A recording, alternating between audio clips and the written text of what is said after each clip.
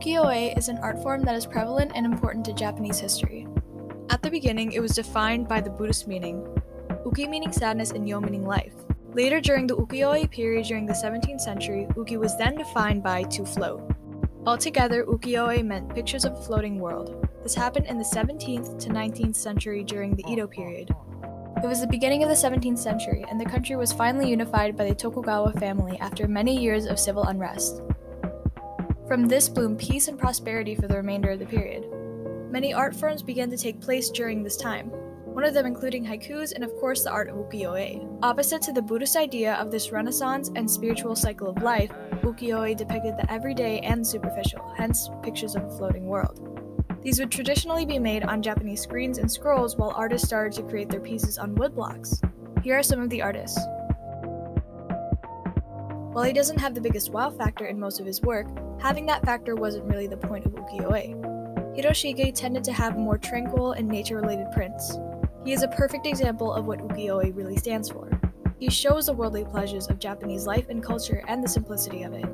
The majority of his pieces can show calm waters, villages, and hills and valleys. One of my personal favorites from him is Man and Bridge.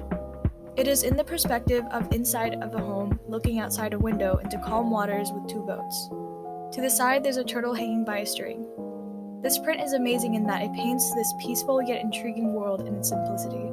From what I've found, there isn't really much reasoning to the relevance of the hanging turtle besides it's seen as good luck in other cultures, and that there's another piece of art made during this time period called Hanging Turtle by an unknown artist.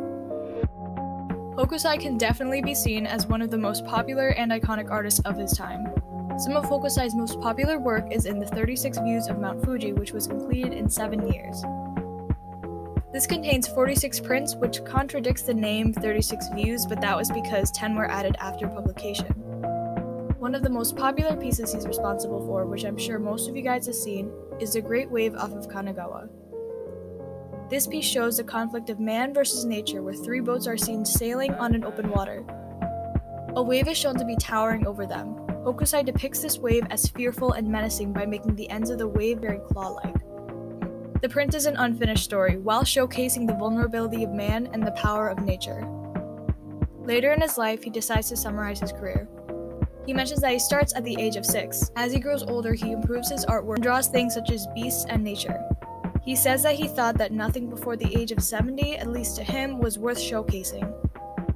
At the end of his summary, he says, "At 100, I may well have a positively divine understanding of them, while at 130, 40, or more, I will have reached the stage at which every dot and every stroke I paint will be alive. May heaven that grants long life give me the chance to prove that this is no lie." Utagawa Kuniyoshi worked near the end of the ukiyo-e period and was one of the master woodblock makers of that period. At age 14, he was accepted to study woodblock printing under Utagawa Toyokuni. Unlike the last 2 artists, many of his works seem to deny the theme of ukiyo-e. He creates many fierce and feisty depictions while also illustrating things like warriors and the whimsical. This here is one of his works called Takayasha and the Skeleton Spectre in the Ruined Palace at Soma.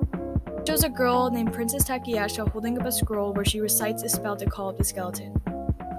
Overall, the art of ukiyo-e will forever be a staple not just to Japanese culture, but to art culture all over.